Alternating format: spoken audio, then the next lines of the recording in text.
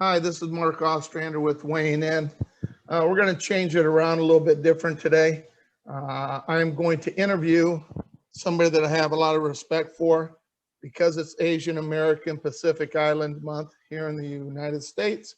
I have somebody that is part of that culture, and we're going to find out some things about him growing up and if he felt any tension, how he got started doing what he's doing. But before we do that, our podcast is made possible by USA Wrestling and the national governing body of wrestling in the United States, and sponsored by Nike Wrestling. Visit athletesps.com for all your Nike and USA Wrestling brand wrestling gear. My guest today is David Mirikitani, who I usually do weighing in with. So it's a pleasure to have you, David. You're going to kind of get bombarded with some questions. I hope most of them aren't too hard for you. No, USA Wrestling was kind enough to set this up, and it's unique because I don't think there's any other Asian Americans in the wrestling media.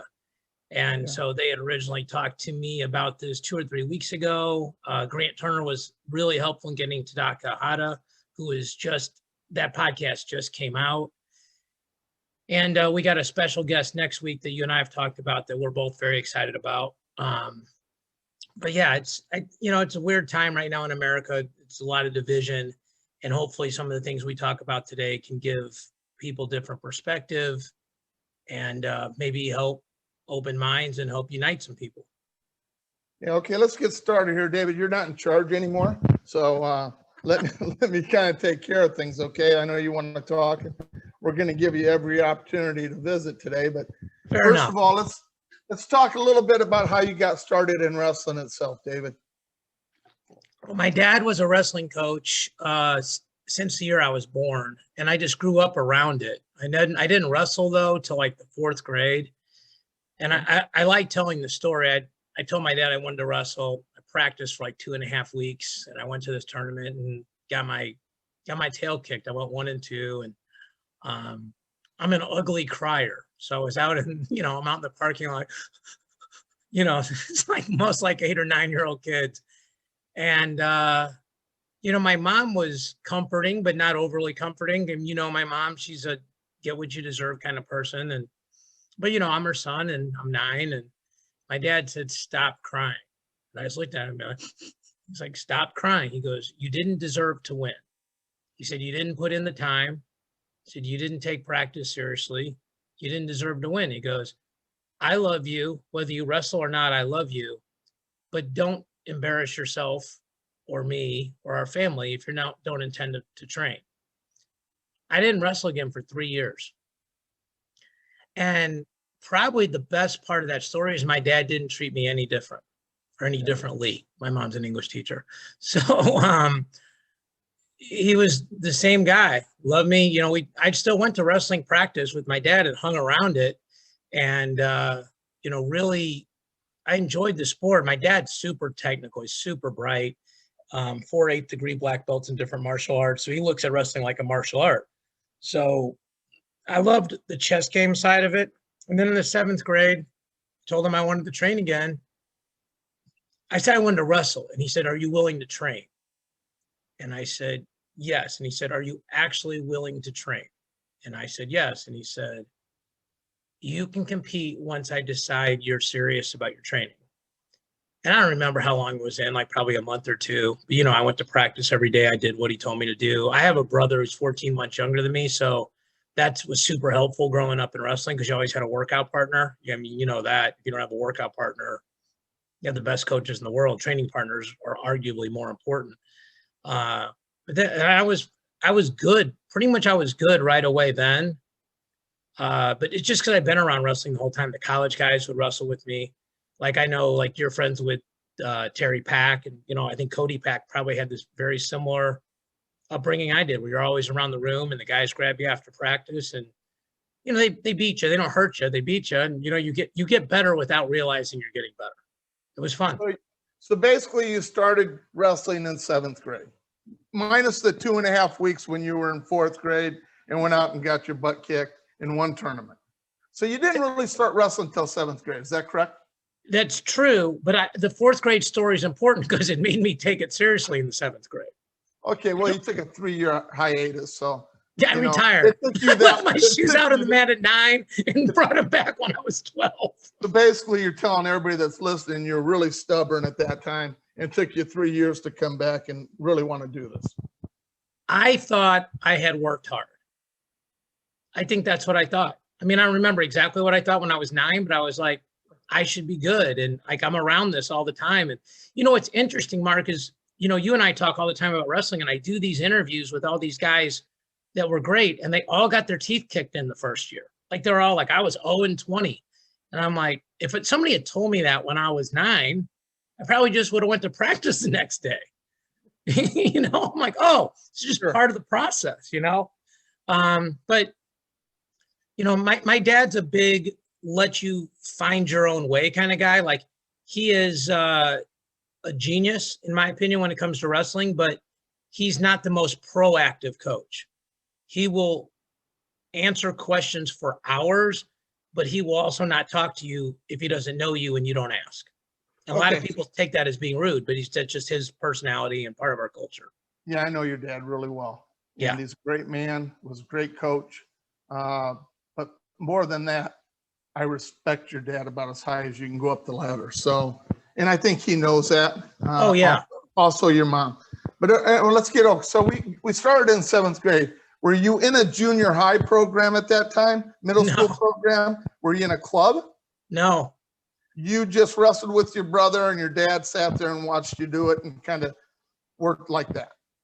I wrestle with the college guys. Okay, so you were up in the college room wrestling with your brother. Yeah, The mostly college my guys- brother. Mostly my college brother. guys are, yeah, a little bit too big. So when did you start with an organized program? Was that like a freshman in high school? Yeah, it's super Okay. weird. Like, how, I mean, and I could at some point list what I want and people can decide if I was good or not. But whatever success I had is not the normal path that kids follow now. That, you know, my dad used to have these open mat practices on Tuesday and Thursday nights over the summertime, and he didn't charge anybody. He's like the opposite of what all these clubs are doing now. And he wasn't even, I shouldn't say this rudely, he didn't see the recruiting opportunities in that, and he should have, right? Like, you know, all these studs coming in, and he helped so many kids win state titles and everything else. So I got to wrestle with all those guys. So I guess I had sort of a high school system situation in junior high when I was in junior high. But I kind of knew how to wrestle just because I'd been around wrestling for so long, rather. My dad coached, I told my dad one time, I go, the way you coach me would not work for a group of people. Because he would just watch me wrestling. He's like, fix this. But that's because I always already had like certain building blocks, you know? But that was just because I was always around it. He probably coached me a bunch when I was wrestling with the college guys and don't remember it. Like, David, you know, you can't shoot lead leg head on the same side, you know, that kind of stuff, you know? So but yeah, my brother was great. You know, we were always 5 pounds apart. So that was great. You know, he was good. He wasn't great, but he was good. And he's my little brother, you know, like, we hung out together. We were best friends, bunk beds, that whole kind of thing, you know? Okay. So you got into high school, David, and you had a new coach. Your dad was no longer in the room every day with you. You Yeah. had a regular coach. Tell me a little bit about changing coaches when you've been around the college level and your dad working with you, and all of a sudden you go into a high school program. And I think we both understand high school wrestling back in those days may have not been the greatest. You didn't have like 5 other really good kids on the team. You might have had one, and he might have been 40 pounds heavier than you, and you're trying to learn things. And some of these guys can't even stand up and chew gum because they're just learning how to wrestle. Tell me how that, you know, kind of changed how you thought wrestling was. Well, there's a couple of things. First of all, we had a kid on the team that actually ended up was a 2-time state champ and ended up being a Division I All-American. He's a stand-up comedian now, Greg Warren. You probably know him. He's got a special on Amazon. And Greg's dad was our coach. Okay. And so I went to private school all the way to the 9th grade. The only reason I got to transfer, well, the only reason I transferred was my private school didn't have a wrestling team. And I begged my parents to let me go to public school. I will tell this story as quickly as I can. The negotiation was my mom got to pick my classes out for me. And if I didn't make a 4.0 every semester, she was pulling me out of school. So I make the negotiation. I go up to sign up for classes. I have no idea my mom's actually walking in with me to sign up for classes. You know, I'm 14 years old. I don't have a hair on my body besides my head. I'm also the only Asian American kid there, you know, which is kind of part of this. And the only kids I knew at my high school were the kids from the wrestling team because they had come up and worked out with my dad. That was it. Because I went to Kirkwood High School and Merrimack is in Kirkwood, Missouri. Like the high school and the junior college are literally like a 7-minute drive apart. I had 3 coaches in high school. Jerry Warren was my coach my freshman and sophomore year. Shepard Pittman was my coach my senior year. He was a junior college All-American at Forest Park and a Division I All-American in Missouri. Me and Jerry butted heads. We're really good. We're really cool now. I just think we looked at wrestling differently, but I have a lot of respect for Jerry. He's a good coach. I had Mike Matlock, who recently passed away. He was a FILA 1E official. He was our assistant coach. And then a guy named Dave Feltz, who came up and trained with me and Greg every day for 3 years. And he had wrestled for my dad. And the first year I won state, my dad was at the junior college nationals, and all they had then were payphones. And I didn't think I could win a tournament without my dad being there. And Feltz basically kept me sane for those 3 days. So, yeah. Was there any time, David, you felt different than everybody else once you entered the high school wrestling room? I think I felt fine in the high school wrestling room. I think I felt different in the hallways. You know, like I always tell people wrestling is like a meritocracy, right? Like you were at Iowa Central, we were at Merrimack, we were trying to beat your brains in. We didn't do it very often. But if I was unhappy about losing to you, it wasn't because you were white. And if one of your guys beat us, it wasn't because he was white or black. It was because we were losing. But to me, like sports, wrestling really, but most sports, it's a meritocracy, right? Like I respect you in a lot of ways, but the first way I respected you is as a winning coach. And nothing to do with your age, where you're from, whatever else, what color you were, any of that stuff. And when, and I know you said you had a lot of respect for my father for being a successful coach. And you told me how he treated the team and everything else and, all those things, and my mom. So the wrestling room was sort of like your safe haven, like Nirvana, right? Like that's the place where you go, I'm good here. I mean, I had to win a wrestle off when I was a freshman against a senior. And I mean, he tried to big time me, but he didn't try to big time me racially. He just tried to big time me senior versus freshman stuff. And I beat him really bad and he quit the team the next day. But it wasn't racial. I suffered a lot of racial stuff when I was really young, like 5 or 6. Like I got called a Jap, a Chink, an Eskimo kid, a bunch of other names. And I had to fight. I had to learn how to fight. Like I'd get like literally 3 or 4 kids would try to beat me up. I mean, people thought I had an anger management problem. And I don't know, maybe I did. But when people are trying to kick your ass every day, you learn how to fight, or it's fight or flight, right? Like you either become tough or you become a sissy. And I got to give my mom a ton of credit because she knew I wasn't a bad kid. She knew what was going on. And that I went to public school in kindergarten. And she pulled me in and put me in private school, and it was a lot better, because the classes were smaller. And, there's more Asian kids, so I mean, it's a little bit easier, frankly, but yeah, you get pointed out. It gets pointed out to you very quickly that you're different. When I went to high school, we had DSEG buses. So they bussed in poor inner city black kids. And honestly, it was awesome because we'd hang out with all those kids, like the football players, like all the athletes hung out together. And again, it wasn't a white, black, yellow thing. It was you're an athlete, I'm an athlete. For me, I didn't know that many people. I played soccer for 2 years. So when I went, how it is. I mean, it's a long time ago, but when you go sit at the lunch table, you want to have somebody to sit with, right? And if you come up to the World Team Trials, you and me are going to have lunch or dinner. It doesn't matter that I talk to you. You still know you have somebody to hang out with, and that's good. You're like, I don't know. I'll call your wife. I don't know. Maybe I'm just going to sit at a hotel tonight. No, going out with David. We're going to have a good time, watch the game, whatever. So that was important, But the other thing is this: once you get good at a sport, people stop pointing out what they think is wrong with you. And once you're good at a combat sport where they think you can kick their ass, they really stop pointing out stuff that's bad about you. Sure. Yeah, I always thought, David, and this is just my opinion, and obviously all the opinions on this, broadcast are what we think. It has nothing to do with what USA Wrestling thinks. Sure. Or, so I always thought the sport of wrestling, we didn't look at color. We looked at competition. We looked at who am I going to wrestle? What does he do? Not what color he is, where he's from, what his upbringing was. And that's one of the things I always loved about wrestling, because it was just you and him. The best guy's going to win, whoever puts the time in. And I always try to think that I put more time in than everybody else. Otherwise, what's the point of being out there?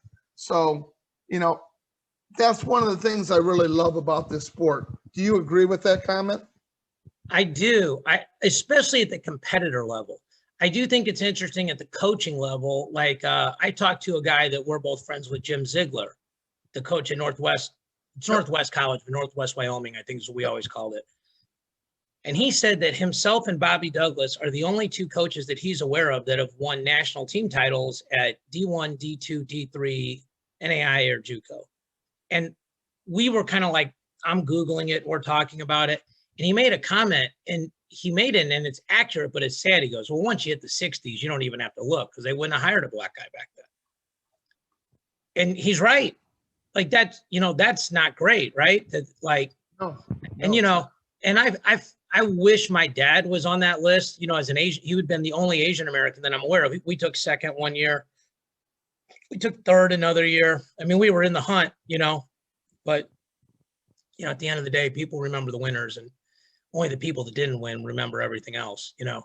I mean, those are just facts, right? But yeah, like I said, to me, I always use the term wrestling's a meritocracy. So, and that has a lot to do, I think, with like why we're on the air. Hopefully, it's.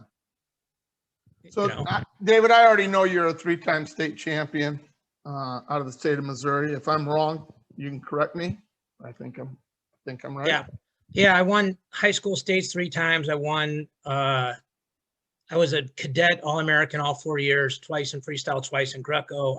I think I'm the first or second guy from Missouri to ever win cadet nationals, and I got the outstanding wrestler 1 year. I was also an under 20 freestyle and Greco All-American, under 23 freestyle and Greco All-American, and a 2-time junior college All-American, and then coached junior college with my dad, and then won 5 IBJJF Jiu-Jitsu world medals, gold, silver, bronze. Okay. So you went to Merrimack after you wrestled in high school, and you were an All-American at Merrimack for your dad. I originally went to Iowa State on a scholarship. Oh, you started at Iowa State. Okay. Yeah. Mm-hmm. So who was the head coach there at that time? Gibbons. Gibbons was the head coach. So did your dad going to college there, getting his graduate degree at Iowa State, did that play into where you wanted to go?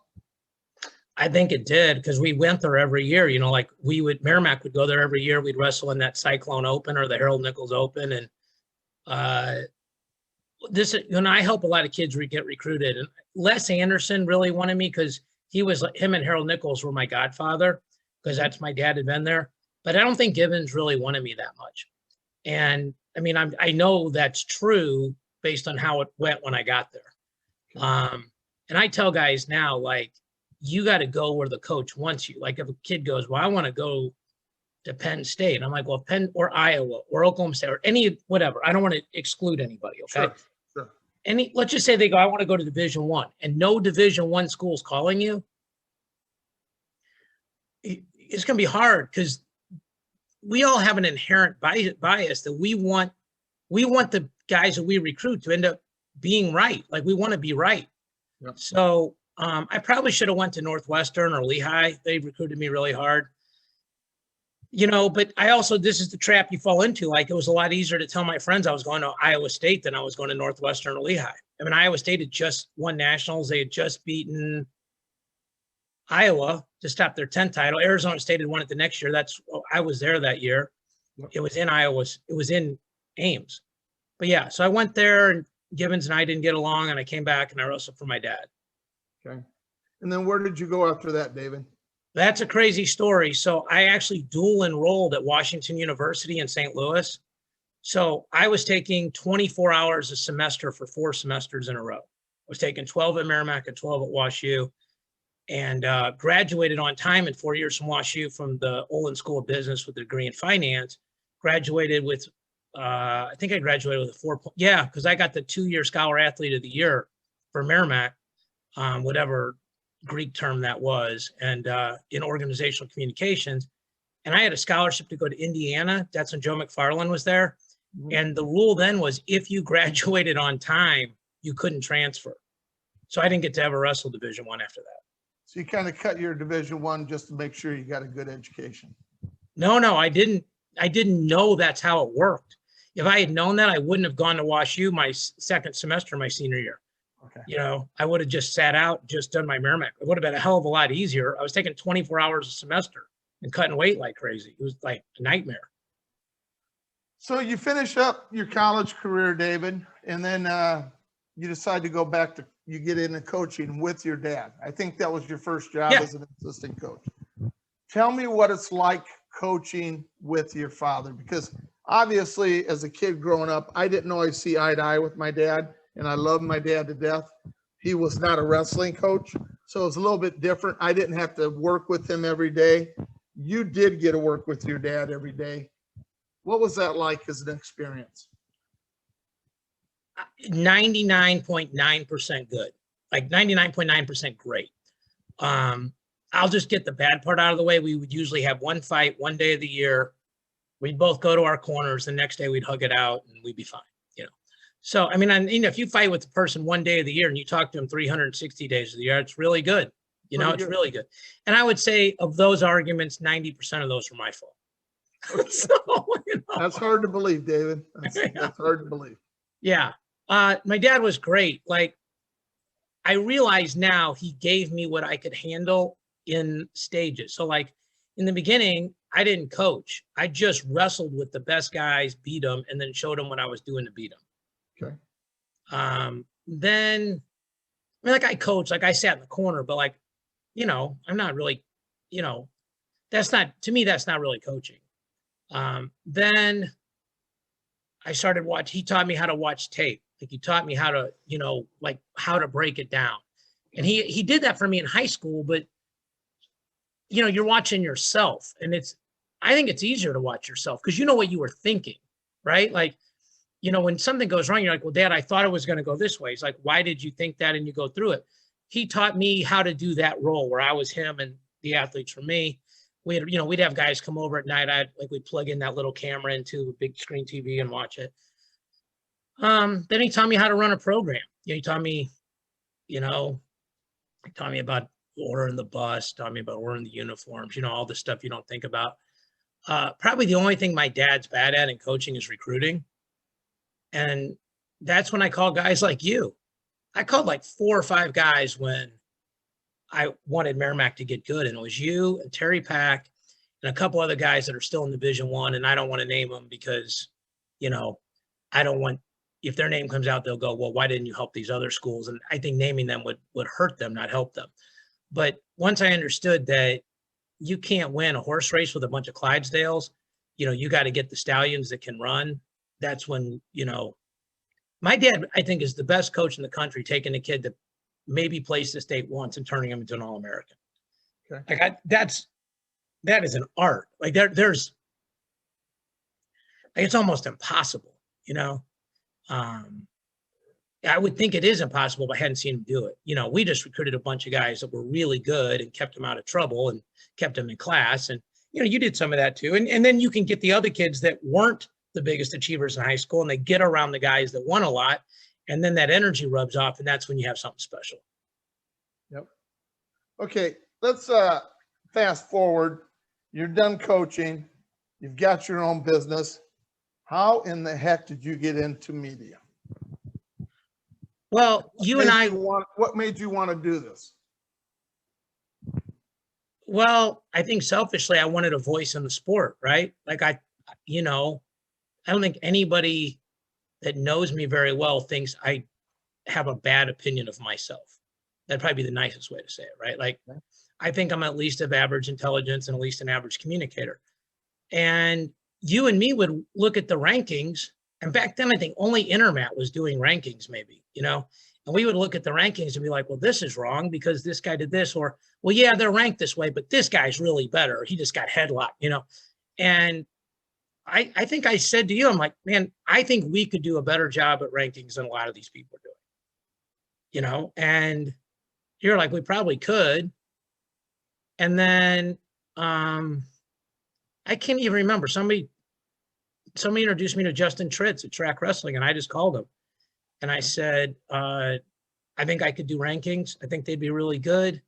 I can explain you the methodology. He put me on a screening call with Andy Hamilton. I can't remember the first year we did it, but I do remember, I know I could figure out the year because it was when Leland Witherspoon had been an All-American the year before. And who was the kid that beat Mark Hall the very first match when he came out of Carver Hawkeye? From Iowa? Yeah. Whoever that kid was, I can't remember, but Witherspoon had lost to that kid every time, but Witherspoon had All-American and that kid had lost in the round of 12. Okay. So the way you and me have always done the rankings is you just take the placings from the year before, and that's where you start. You blend in red shirts, you blend in guys that moved up or down. And then, in a tier, for example, if you and I both were in the round of 12 and lost, we generally just went off who either we had ranked higher coming in or who the NCAA had seeded higher. And I remember the only sticking point in the three-way call with Justin and Hamilton was they said, well, why don't you have Alex Meyer? Does that name sound right? Yep, that's who it is. Alex Meyer. Why is Meyer not ahead of Witherspoon?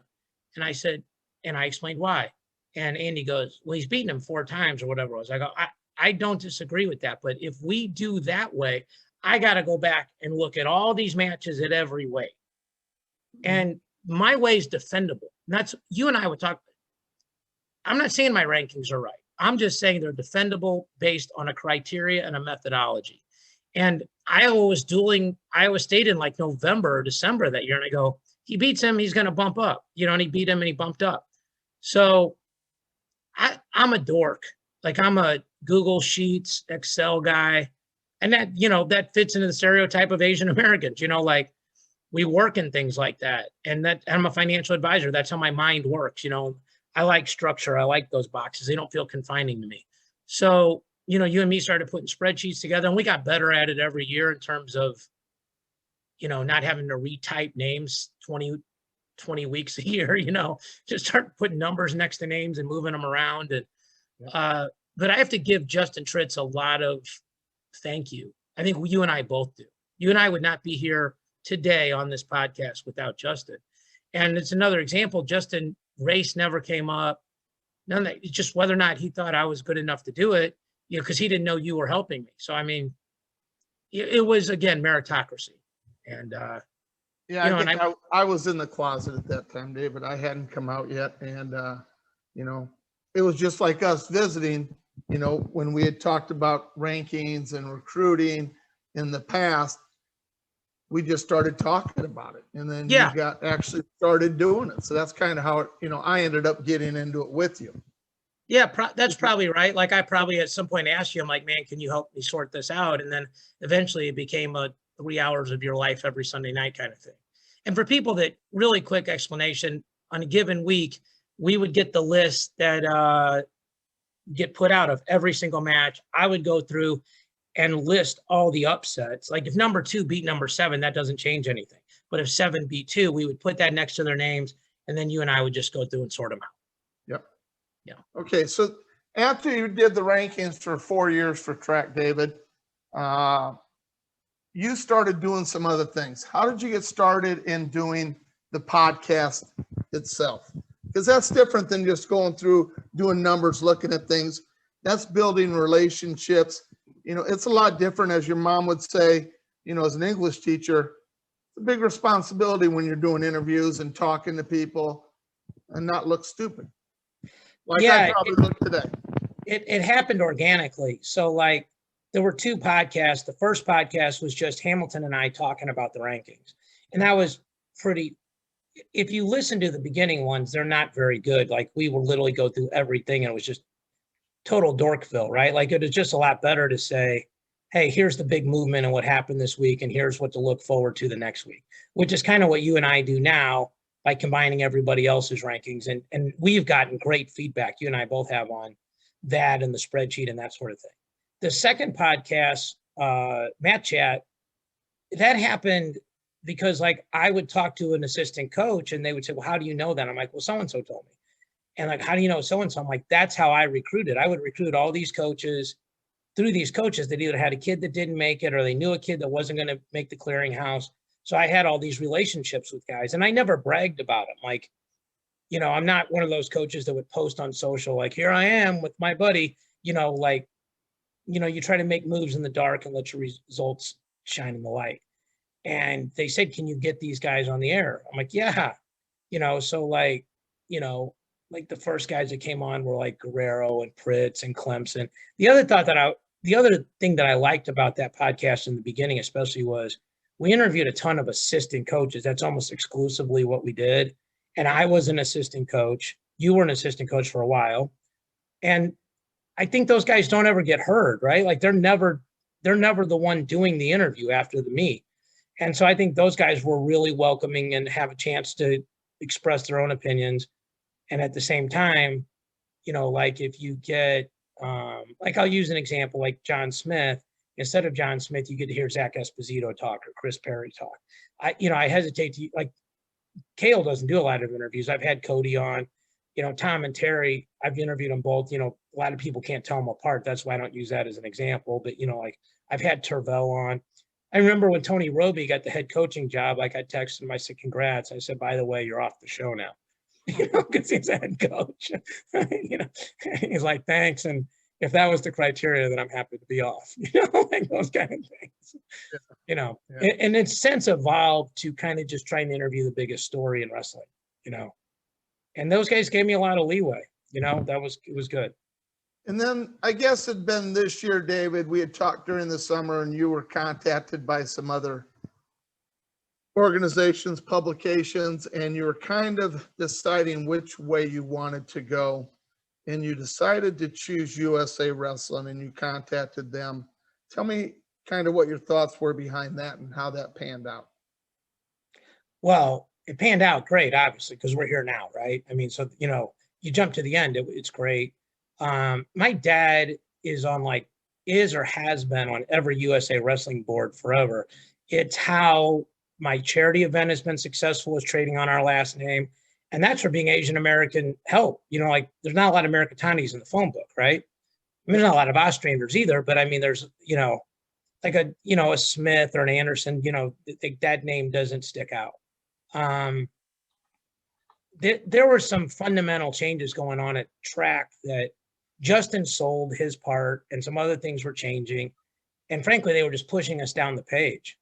And we'd also done an interview that I was really proud of and it didn't get put up. And I was like, I've always done this. I've always interviewed who I wanted to interview because I thought it was important. I always tell people, like, I hope you think of my podcast as me and you, the person watching or listening, and the guest sitting around in somebody's living room watching the game or a fight. We're just talking about wrestling or maybe watching wrestling. And, you know, when they started, when it just we didn't get to put up something that I think was really pertinent at the moment. Probably 15 years ago, David would have reacted a lot differently. And I'm just like, you know, I want to go somewhere where, you know, we're allowed to do that. And I've known Gary Abbott for years and talked to Gary. And, you know, Gary was the very first guy to call me when I started doing podcasts. He just called me out of the blue and he said, you know, Americatani, you're doing a great job. You're Track Wrestling's whole social media presence right now, which I don't know if that was true, but it was a really kind thing to say. And Gary's a giant in our sport, especially in the media. He said he's actually I'm going to his Hall of Fame induction next weekend. And it would be, Mark, like like you or Zig, or you guys were out of the sport and you're saying, David, congratulations on how your team did at national. There's guys you look up to, and it would, what Gary did would actually mean more because I hadn't done media for very long. Like I coached a long time. And if we were at the end, when we were good, if somebody said, you guys are good, it's thank you. But I mean, like, I know we're good and I know we did a good job. You don't get a ton of feedback on podcasts. I mean, 15 people a week hit you up and go, man, that was awesome. But you don't know if there's 15,000 people that thought it sucked, right? I mean, you don't know that. Sure. So, yeah. And, I mean, we all wrestled for USA Wrestling. USA Wrestling holds events. I had done stuff for USA Wrestling through track. Like I did the World Championships for 9 days in the middle of the night. I got to do interviews for track at the World Cup when it was in Iowa City, Iowa. Because I mean, I know you and I connected there. And I've done non-USA Wrestling events. Like I do the Perry Tournament of Champions. I also do the Junior Duels. We've done the Big 12s for a couple of years. I mean, and, like that's interesting because Hardell Moore and I worked together, and, we did the first 3 sessions. We really wanted to do the finals and they didn't give them to us. And we thought that would have been, I don't want to say because it's us, but I think that would have been monumental that an all minority crew got to call the finals.